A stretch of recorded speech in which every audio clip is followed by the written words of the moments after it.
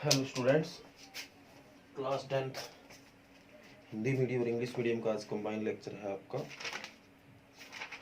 और कल अपन ने क्वेश्चन नंबर 6 तक 7.2 एक्सरसाइज के कंप्लीट कर लिए थे आज, और क्वेश्चन नंबर 9 हमारा पहले ही हुआ पड़ा है। अगर आपको कोई प्रॉब्लम आई हो इस क्वेश्चन में तो बेटा बता देना। तो क्वेश्चन नंबर 7 को देखते हैं क्या बोला गया है। दोनों ही स्टेटमेंट में अच्छे से पढ़ूंगा आपको और दोनों ही बताऊंगा। इंग्लिश मीडियम के बच्चे सुने। Find the coordinates of point A where A B is the diameter of a circle whose centre is 2 and -3 and b is 1 4। English medium बेटा आपने देखा होगा क्या दे रखा है इसमें। इसने ये बोला है कि एक जो पॉइंट है उसके कोऑर्डिनेट निकाल के लाइए। ए बी आपका डायमीटर है किसी सर्कल का, और उस सर्कल का जो सेंटर है वो 2 और -3 है, और जो बी है पॉइंट 1 4 है, और आपको ए निकाल के लाना है। अब हिंदी मीडियम के बच्चे ध्यान से सुने बेटा। कहता है बिंदु ए के निर्देशांक ज्ञात कीजिए जहां ए बी एक वृत्त का व्यास है जिसका केंद्र 2 और -3 है तथा बी के निर्देशांक 1 और 4। इसने ये कहा बेटा कि एक वृत्त है जिसमें ए बी उसका व्यास है और उस वृत्त का आपको केंद्र दे रखा और बी पॉइंट आपको दे रखा और कहा गया है ए निकाल के लाइए। तो कुल मिला के बात है ऐसी, एक सर्कल है बेटा, इंग्लिश में सर्कल बोलते हैं और हिंदी में वृत्त बोलते हैं, और ये उसका केंद्र जो जिसको सेंटर बोला जाता है, और ये उसका डायमीटर ए बी है। ठीक बेटा, इंग्लिश में इसको डायमीटर बोला जाएगा और हिंदी में इसको व्यास बोला जाएगा। ये सेंटर इंग्लिश में बोला गया और ये केंद्र हो गया जिसको आप ओ नाम दे देते हैं। ये आपको जो सेंटर है वो दे रखा है 2 और -3। मध्य बिंदु भी आप कह सकते हो क्योंकि बिल्कुल बीच का मिड पॉइंट भी कह सकते हैं, और बी आपको दे रखा है 1 4। ठीक बेटा, तो देखो अब हमें इस ए को निकाल के लाना है, तो आप इसको एक्स वाई लेट कर लेते हैं। लेट माना जो ए है वो होगा एक्स वाई। ठीक है, तो अकॉर्डिंग टू क्वेश्चन ये वी नो दैट हम जानते हैं कि क्या जानते हैं बेटा कि जो ओ है वो ए बी का मिड पॉइंट है, मध्य बिंदु है। ओ जो है वो ए बी का मध्य बिंदु, क्योंकि जो सेंटर जो केंद्र होता है वो बिल्कुल बीच का बिंदु होता है। तो O is mid point of A B. तो आप क्या लिखेंगे, ओ ए बी का मध्य बिंदु है। ठीक बेटा, ये इंग्लिश में है, ये इसका हिंदी बना दिया। तो मध्य बिंदु वाला फार्मूला, मिड पॉइंट वाला फार्मूला क्या होता है, कल भी आपको बताया था। x का फार्मूला होगा x1 + x2 बटा 2, और y का होगा y1 + y2 बटा 2। ठीक बेटा, तो क्या फार्मूला लगेगा, देखो x + 1 बटा 2 और y + 4/2। और ये क्या निकाला आपने, ए बी का मध्य बिंदु निकाला, और मध्य बिंदु आपके पास है 2 और -3। ठीक है बेटा, अगर मान लो ये एक समय आप 1 सेकंड के लिए आपके पास ना होता और मैं कह दूं इसका मिड पॉइंट निकालो, तो यही फार्मूला लगाते हैं आप, x + 1/2 और y + 4/2। अब है तो आपने इसको इसके बराबर रख दिया। दोनों आपस में इक्वल पड़े हैं, तो पहला पहले की इक्वल और दूसरा दूसरे की इक्वल। इसके ऊपर मैंने आपको कल भी एक बात बताई थी। तो x + 1 बटा 2 = 2, अपॉन में 1 लगाया, क्रॉस मल्टी आर पार गुणा, तो इसकी 1 से करूंगा सेम आ गया, 2 दूनी 4, प्लस का 1 इधर आके माइनस का 1, तो x बराबर क्या आ गया 3। इसी तरह y + 4 बटा 2 बराबर -3, बटे में 1 लगाया, आर पार गुणा क्रॉस मल्टीप्लाई, तो 1 से करूंगा y + 4 ही आ जाएगा, ये -6, प्लस का 4 इधर आके माइनस का 4 हो जाएगा बेटा। ठीक है, ये जाके आपका -4, तो y बराबर आपका क्या आ गया -10। तो हमें एक्स वाई ही निकालना था, वो आपके सामने है बेटा। ओके, उम्मीद करूंगा कि आपको अच्छे से चीज समझ आई है।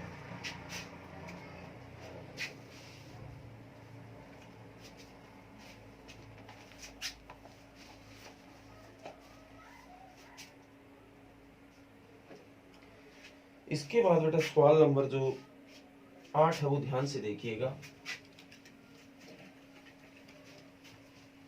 सवाल बिल्कुल इजी है, समझना जरूरी है। सवाल नंबर 8 में बोला गया इफ ए एंड बी आपको दे रखे बेटा, ए पॉइंट आपको दे दिया, बी आपको दे दिया, find the coordinate of P such that A P is equal to 3/7 A B and P lies on the line segment A B.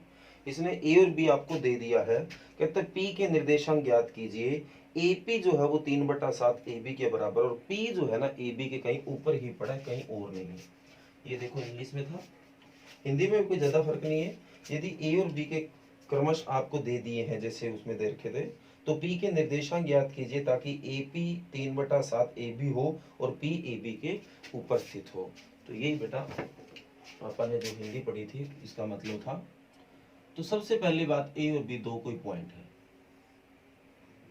ए और बी दोनों के पॉइंट आपको दे रखे हैं।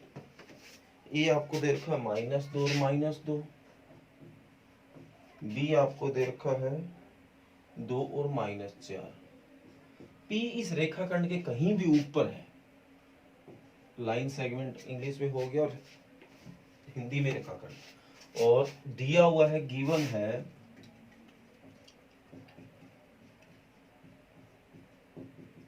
क्या दिया है, जो एपी है ना, ये इतना एपी 3/7 AB के बराबर है। मतलब इस पूरे AB के अगर आप 7 टुकड़े करते हो, 7 पार्ट करते हो, तो ये जो AP है इधर वो 3 पार्ट है, तो सीधी सी बात है इधर 4 पार्ट बच गए। अपनी भाषा में अगर आप सोचें कि देखो AP जो है, ये जो इतना है वो 3/7 AB है, AB ये सारा हो गया, मतलब इस AB के सारे के 7 टुकड़े अपन करें तो ये इधर 3 पार्ट है, तो सारे अगर 7 टुकड़े होते हैं, 3 इधर है तो इसका मतलब 4 इधर है, तो रेशो तो 3/4 बनना ही पड़ा है। और ये पॉइंट निकालना बड़ा आसान है, पर सीधा ही बता देंगे थोड़ी जल्दबाजी हो जाएगी, तो इसलिए आपको ये बीपी निकाल के लाना पड़ेगा कि इधर 3 है तो इधर 4। हालांकि हमें पता है कि ये 4 ही आएगा, फिर भी हमें इसको करके तो देना पड़ेगा।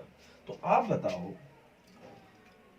वी नो दैट, क्या वी नो दैट, हम जानते हैं, जो बीपी है बेटा, ये जो इतना बीपी, वो आपका AB माइनस AP नहीं है क्या, जो ये इतना बीपी पार्ट है, इतना इतना सारे में से अगर मैं इतना माइनस कर दूंगा तो क्या बेटा इतना ही नहीं बचेगा, तो इस बीपी को मैं सारे में से ये माइनस करूं तो कोई गलत तो नहीं लिखा, AP बीपी बचेगा। तो बीपी आपका पड़ा है क्योंकि हमें इसकी वैल्यू निकालनी है, AB आपका पड़ा है, इसकी वैल्यू है नहीं, AP की वैल्यू ये पड़ी, क्या वैल्यू है 3/7 AP। थोड़ा हल कीजिए, लघुत्तम एलसीएम लीजिए बेटा, तो इसको इससे डिवाइड करेंगे 7AB, इसको इससे डिवाइड करेंगे 3AB, तो बीपी बराबर 7AB में से 3AB जाएगा 4AB/7। लो भी बीपी की वैल्यू निकल के देख लो, अगर 7 टुकड़े करती हो तो 4 है। इसका नाम समीकरण 1 दे दो, इसका नाम समीकरण 2, समीकरण बोले तो इक्वेशन, तो ये इक्वेशन 1 आ गई, इक्वेशन 2 आ गई, तो इक्वेशन 1 डिवाइड बाय 2, ठीक है बेटा। समीकरण 1 को समीकरण 2 से भाग देने पर, ओके बेटा। तो क्योंकि क्लियर वैल्यू निकाल लो, तो AP/BP की क्लियर वैल्यू आ जाएगी, AP/BP भाग दे दिया, इसको इधर लेफ्ट हैंड साइड को लेफ्ट हैंड साइड भाग देगा, राइट हैंड साइड को राइट हैंड साइड भाग देगा, इधर आ गया 3/7 AB और बटे में आ गया 4/7 AB, तो AB से AB कट, 7 से 7 कट, तो AP/BP बराबर आ गया 3/4। तो AP 3 हिस्से और BP के पास कितने हिस्से, तो ये इधर 3 और ये कितना आ गया 4, तो मतलब आपके पास रेशियो आ गया है, अनुपात आ गया है। तो बेटा हमें P को निकाल के लाना है, तो क्वेश्चन नंबर 1 और कैसे किया था अपन ने, ये बिंदु था, ये बिंदु था, ये पॉइंट था, ये पॉइंट था, रेशियो था, अनुपात था, तो आगे कैसे निकाला जाता था, याद है ना, वो XY के कोऑर्डिनेट निकाले थे, XY के निर्देशांक निकाले थे, M1 X2 plus M2 X1, जैसे पहला सवाल किया था एज इट इज बेटा वो सवाल बन गया है। उम्मीद करूंगा कि आगे आप कर लोगे इसको। क्वेश्चन नंबर 9 बेटा आपको पता ही अपना हो गया है, जैसे क्वेश्चन नंबर 2 में ट्राई सेक्शन थे, 3 हिस्से हुए थे, तो उसमें शायद 4 इक्वल टुकड़े हो रहे हैं, तो उसमें भी रेशियो आपने कैसे बनाना है, उम्मीद करूंगा कि आपने कर लिया होगा। आगे सवाल नंबर 10। और अगर बेटा 9 नंबर क्वेश्चन नहीं हुआ आपका तो कमेंट कर देना। सवाल नंबर 10 है बेटा, find the area of a rhombus of its vertices are आपको दे रखा है टेकन इन ऑर्डर। आगे हिंट दे रखा है area of rhombus is equal to 1/2 product of its diagonal. तो ये था इंग्लिश मीडियम। कहता है कि रंबस है बेटा जिसके चारों पॉइंट आपको दे रखे हैं, हमें उसका एरिया निकाल के लाना। और आगे हिंट दे रखा है कि अगर उसका एरिया निकाल रहे हो तो 1/2 multi product of its diagonal. अब हिंदी में बताता हूँ बेटा, एक आपको रंबस को बोला जाता है समचतुर्भुज। एक समचतुर्भुज दे रखा है, वो होता है जिसकी चारों भुजा समान होती है, जिसके चारों पॉइंट आपको दे दिए और कहा गया है इसका क्षेत्रफल आपको निकाल के लाना है।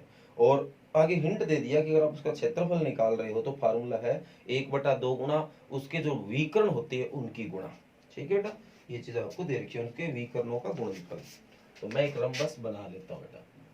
रंबस का मतलब चारों चीज बराबर, और ये जो ABCD है आपको इसी क्रम में लेने, चेंज नहीं कर देना, ABCD नहीं कर देना क्योंकि फिर आंसर गलत आ जाएगा। 3 0 4 5 -1 4 -2 -1। ओके बेटा, अब हमें इसका इंग्लिश में बोले तो ABCD एक रंबस है, उसका एरिया निकाल के लाना। और हिंदी में बात करें तो ABCD एक समचतुर्भुज, हमें उसका क्षेत्रफल निकाल के लाना।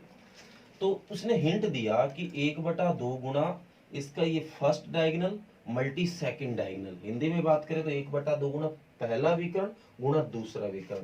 तो हमें AC की लेंथ चाहिए। तो अब A से C कितना ये दूरी पड़ता है, कितना ये लंबा है, ये हमें निकाल के लाना है। और इसको निकालने के लिए हम डिस्टेंस फार्मूला यूज कर सकते हैं बेटा, क्योंकि डिस्टेंस फार्मूले में ही आपकी दूरी निकलती है। डिस्टेंस फार्मूला बोले तो दूरी सूत्र जो 7.1 में आपने प्रयोग किया है। तो डिस्टेंस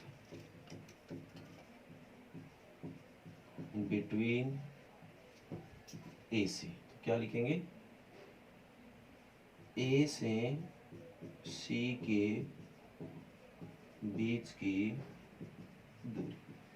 ठीक बेटा, कैसे निकाले जाते हैं उम्मीद करता हूँ पता है आपको। तो -1 -3 का स्क्वायर और 4 -0 का स्क्वायर। तो ये आपका बन गया -4 का स्क्वायर और ये भी 4 का स्क्वायर। तो -4 का स्क्वायर 16, 4 का 16 कितना आ गया 32। तो ये आपने AC निकाला है। 32 को बेटा आप 16 गुना 2 लिख सकते हो। 16 का रूट 4 हो गया, 4 रूट 2। लो भी आपने AC निकाल लिया। इसी तरह BD निकाल लो। डिस्टेंस बिटवीन BD, B से D के बीच की दूरी। तो ये भी नॉर्मल तरीका बेटा, -2 -4 का स्क्वायर। इसमें कोई दिक्कत नहीं, 4 -2 का स्क्वायर करेंगे तो ये +2 हो जाएगा। एक ही बात पढ़नी है, तो ये ना सोचें आप कि ये सर कैसे बता रहे हैं, इसमें से सर इसको क्यों माइनस कर रहे हैं, इसमें से इसको क्यों नहीं कर रहे, x1 x2 बोर ही नहीं कर रहे, कोई फर्क नहीं पड़ेगा बेटा। 5 में से इसको माइनस करेंगे तो +1 हो जाएगा, 5 और +1 6 का स्क्वायर हो गया। इसमें से इसको माइनस करेंगे तो -6 का स्क्वायर होगा। बात एक ही है वो, क्योंकि स्क्वायर में आपको पता ही है प्लस ही होना होता है। तो ये बेटा आपका आ गया -6 का स्क्वायर, ये भी -6 का स्क्वायर, ये आपने BD निकाला। तो 36 और 36 कितना हो गया बेटा 72। और 32 को आप 36 को आप 72 को 36 गुना 2 लिख सकते हो। तो BD आपका आ गया 6 वर्गमूल 2। लो भाई, दोनों अपन इसके विकर्ण इंग्लिश में बोले तो डायगोनल निकाल लिया है। अब हमें निकालना है एरिया ऑफ रंबस। हिंदी में बोले तो समचतुर्भुज का क्षेत्रफल। तो फार्मूला है 1/2 मल्टी फर्स्ट डायगोनल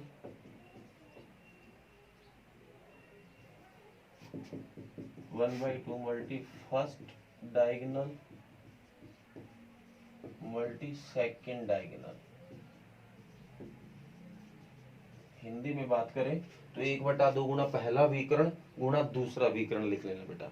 पहला विकर्ण गुणा दूसरा विकर्ण। तो 1/2 फर्स्ट डायगोनल है आपका AC और सेकंड है आपका BD। तो पहला विकर्ण है वो AC और दूसरा है वो BD है। तो 1/2 AC की वैल्यू यहाँ कहीं निकाल लेते अपन 4 वर्गमूल 2 और BD की 6 वर्गमूल 2।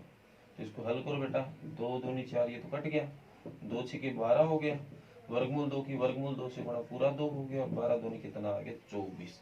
तो ये आपका सवाल नंबर 10 हो गया है। और उम्मीद करूंगा बेटा कि आपको अच्छे से समझ आया है। फिर भी अगर आपको भी इस तरह कोई दिक्कत आई हो तो बेटा बता देना।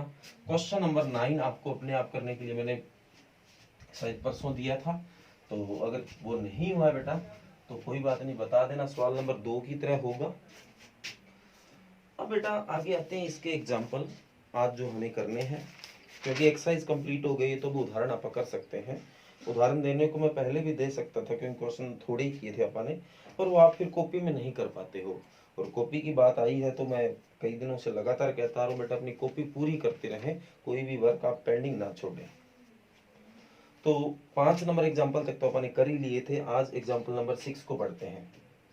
कहते हैं find the coordinate of the point which divide the line segment joining the point 4 and -3 and 8 and 5 in the ratio 3:1 internally. आप यहाँ सोच रहे हो कि यहाँ इंटरनली वर्ड कैसे है, सर ने इसके बारे में जिक्र नहीं किया। बेटा 10 तक अपने इंटरनली ही होता है, मतलब लाइन के अंदर ही ये चीज डिवाइड होती है, पॉइंट निकाल के लाना होता है। 10 से आगे +1 में जाएंगे तो एक्सटर्नली बाहर का पॉइंट आएगा। तो रही बात हिंदी मीडियम में कैसे समझाएं, बेटा दो कोई पॉइंट है, ए से बी आप उनका नाम दे देते हैं। ए की वैल्यू है 4 और -3, बी की वैल्यू है 8 और 5।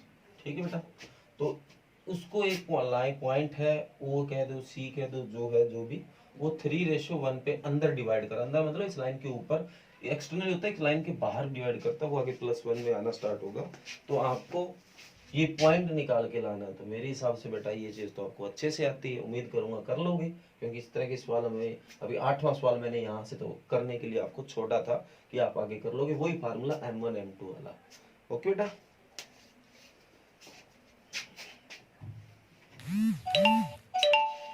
आगे है सवाल नंबर 7। कहता है in what ratio does the point -4 and 6 divide the line segment joining the point A and B आपको दे रखे हैं। बेटा ये सवाल भी आप इस तरह का कर चुके हैं। इसने ये कहा है कि एक लाइन है ए से बी, मान लो ए आपको -610 दे रखा है, हालांकि ए बी आपका खुद नहीं दे रखे बेटा, बी आपका 3 और -8 है। इसको एक पॉइंट है बेटा -4 और 6, ये किस रेशियो पे कट कर रहा है ये निकाल के लाना है।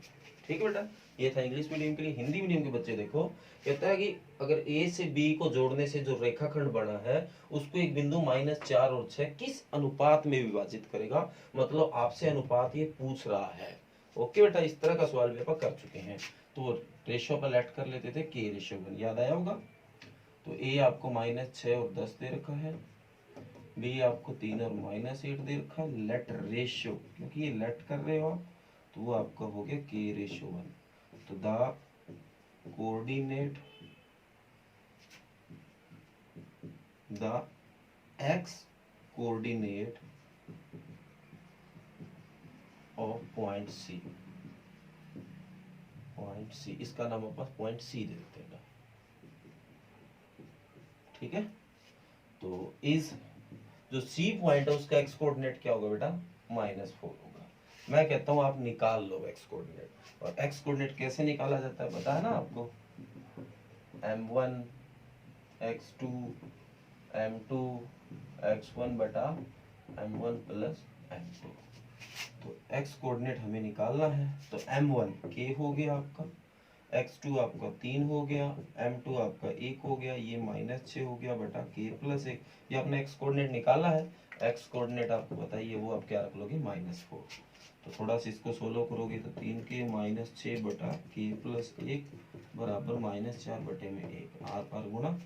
तो ये आपका बन गया बेटा, 1 से गुणा करेंगे 3k -6 और 4 से -4 गुणा k + 1, 3k -6, ये आपका -4k -4, केवल एक साइड कर लो, 3k -4 के इधर आके प्लस का हो गया, -4 पड़ा और इधर -6 इधर आके प्लस का, तो ये हो गया 7k और इधर आ गया 2, तो k बराबर 2/7।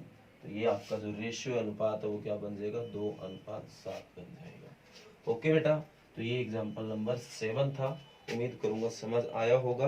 हालांकि जब आप इसमें देखोगे तो इसने हालांकि कर ऐसे रखा है, पर आपको ऐसे नजर नहीं आएगा, आपको ऐसा लगेगा कि यहाँ M1 M2 में ले रखा है। आप ओके रेशो 1 में करते हैं, तो ये चीज आप एक्सरसाइज में कर चुके हैं, तो आप इस तरीके से ही करोगे तो आपको ज्यादा ठीक लगेगा। तो ये बेटा एग्जाम्पल नंबर 7 था। आगे एग्जाम्पल नंबर 8, 9 और 10 ये आपको अपने आप करना है। तो आज बेटा आपको 7.2 विद एग्जाम्पल पूरा करना है बेटा, क्योंकि कोई ज़्यादा क्वेश्चन नहीं हुए, क्योंकि 7, 8 और 10 3 क्वेश्चन हुए और 5 एग्जाम्पल, 8 क्वेश्चन है बेटा। और अगर आपको क्वेश्चन नंबर 9 नहीं समझ आया किसी बच्चे को, तो एग्जाम्पल नंबर 8 जो है वो बिल्कुल उसी के जैसा है बेटा। तो अगर क्वेश्चन नंबर 9 नहीं हुआ तो एग्जाम्पल नंबर 8 से आपका वो हो जाएगा, और अगर एग्जाम्पल नंबर 9 नहीं हुआ तो आप क्वेश्चन नंबर 9 से उसको कर सकते हो, समझ सकते हो, जैसे आपको ठीक लगता है। ओके बेटा, तो ये आज आपको 7.2 विद एग्जाम्पल पूरा कर लेना। Thank you.